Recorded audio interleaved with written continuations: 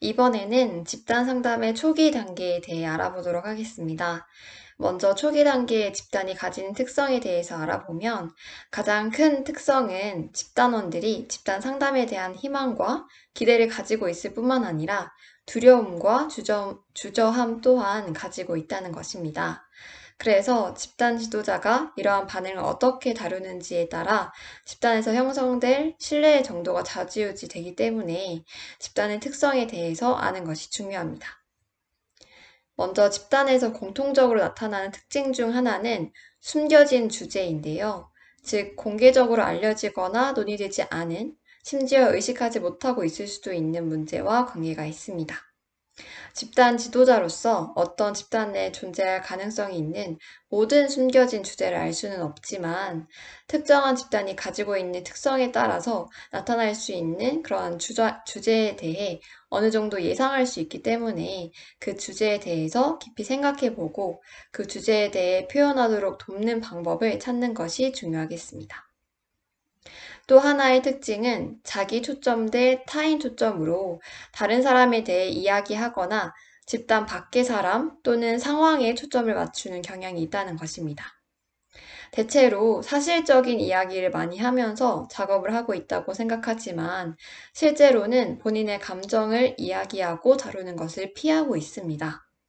따라서 중요한 과정은 집단원들이 자기 자신에게 초점을 맞추어서 감정을 적절히 표현할 수 있도록 도와야 합니다.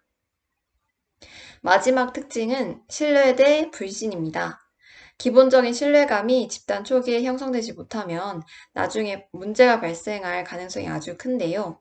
여기서 신뢰 단어 자체에는 안전한 느낌이 들지만 반드시 편안한 느낌을 포함하는 것은 아닙니다. 예를 들어서 집단원들이 비난에 대한 두려움 없이 감정을 표현하고 개인적인 면을 노출하기 위해 기꺼이 위험을 감수할 때 비로소 신뢰감이 발달하고 있음을 알 수가 있습니다.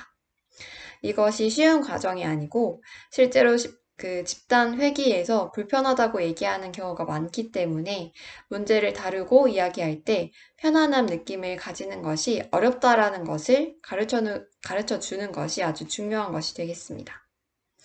두려움과 불안이 가장 핵심적인 감정인데 이 감정은 초기 단계뿐만 아니라 이후에도 끊임없이 드러나는 감정이기 때문에 구체적으로 어떤 두려움이 있는지는 과도기 단계에서 다루도록 하겠습니다.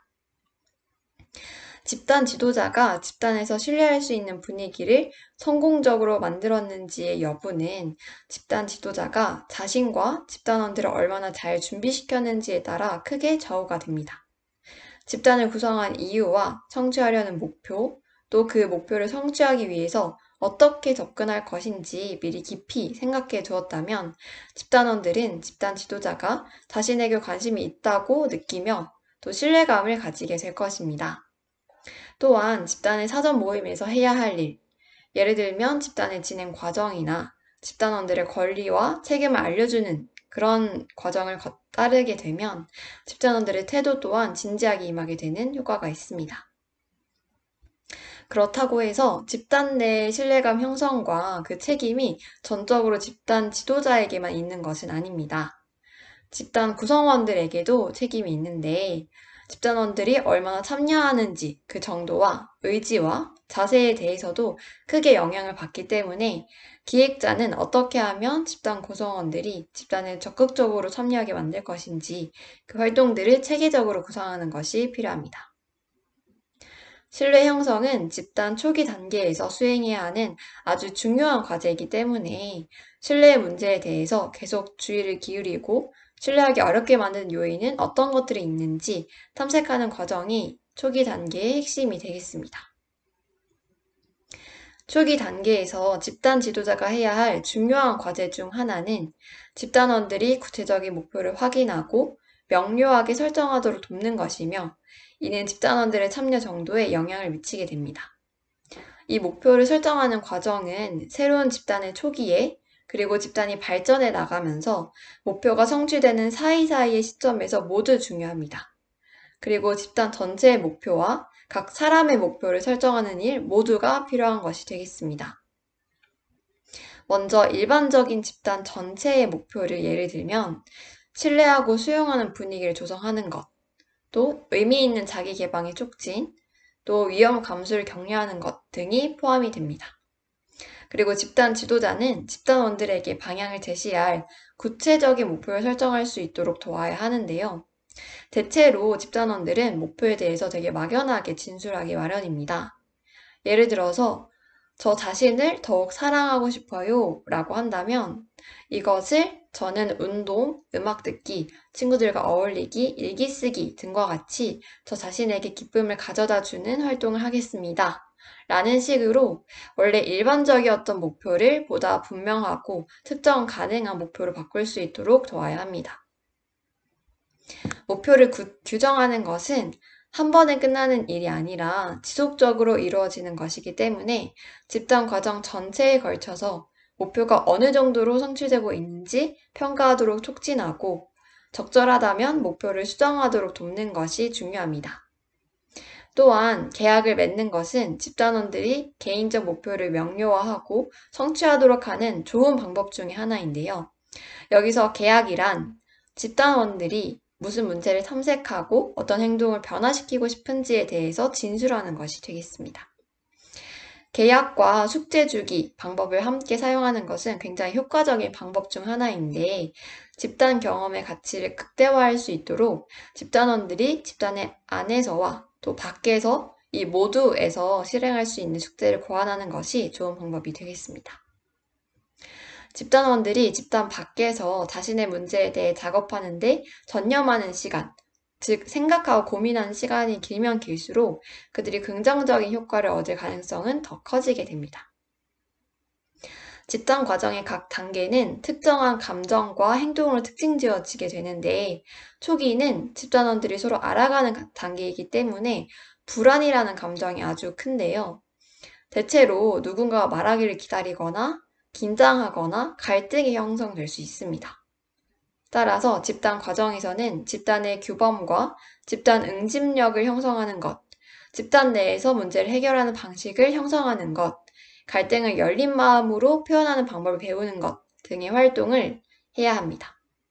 특별히 집단 과정 관련 개념 두 가지인 집단 규범과 집단 응집력에 대해서 알아보도록 하겠습니다. 집단 규범은 집단이 효과적으로 기능하도록 하기 위해서 기대되는 행동이 무엇인지에 대해 집단원들이 공유하는 신념 체계입니다. 여기서 규범은 명시적으로 표현될 수도 있지만 되게 표현되지 않거나 암묵적인 규범도 있습니다. 여기서 암묵적인 규범은 선입견 때문에 발생할 수도 있는데 예를 들어서 집단원들이 사생활 전혀 없이 완전히 솔직해야 한다 라고 오해할 수도 있습니다. 암묵적 규범이 명시적으로 드러나면 이렇게 선입견이나 또 부정적인 영향을 가질 가능성이 줄어들기 때문에 명시적 규범의 예를 들게 되면 지금 여기에서 일어나는 상호작용에 초점을 맞춰야 한다는 것, 집단원들이 서로 피드백을 주고받아야 한다는 것 등이 있습니다.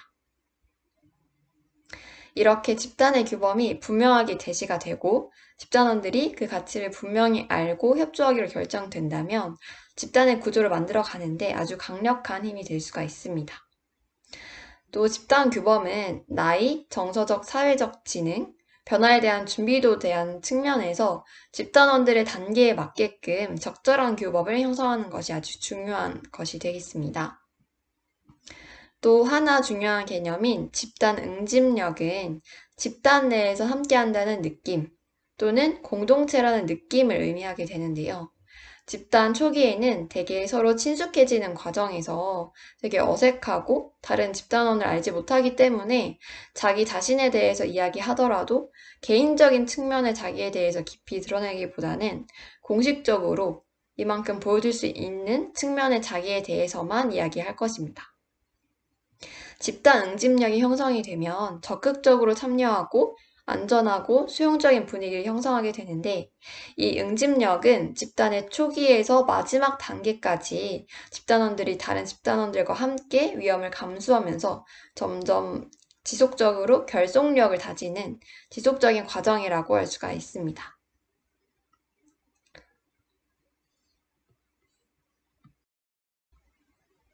네, 그렇다면 구조화는 어느 정도로 해야 하는가 하는 의문이 들 수도 있는데요.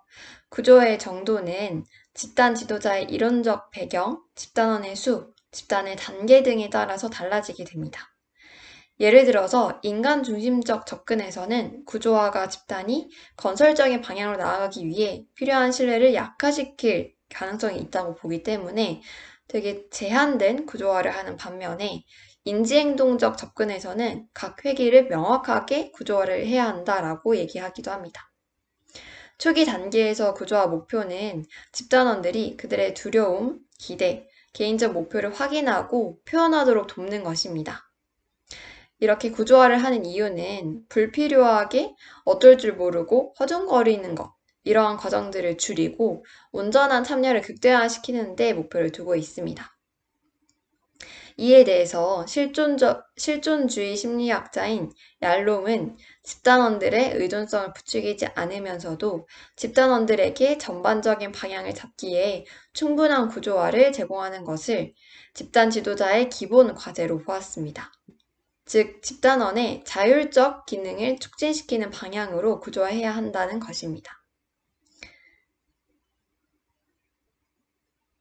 그래서 구조화는 불필요하게 어쩔 줄 모르고 또 허둥거리는 것을 줄이고 온전한 참여를 극대화시키는 것에 목표를 두기 때문에 이 초기 단계에서 구조화 목표는 집단원들이 그들의 두려움, 기대, 개인적 목표를 확인하고 표현하도록 돕는 것입니다.